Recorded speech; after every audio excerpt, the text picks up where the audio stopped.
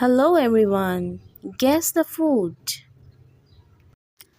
How to play this game? There are three different types of game.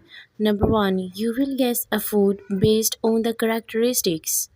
Number 2, choose the right one in multiple choices. Number 3, you will guess the food from a picture.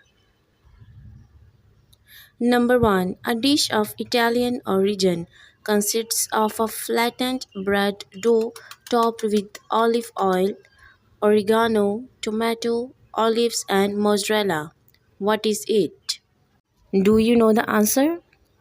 Well, it's pizza. Number 2. Which of the following is a Japanese food? Number 1, sushi. Number 2, pizza. Number 3, hummus. Number 3, tortilla.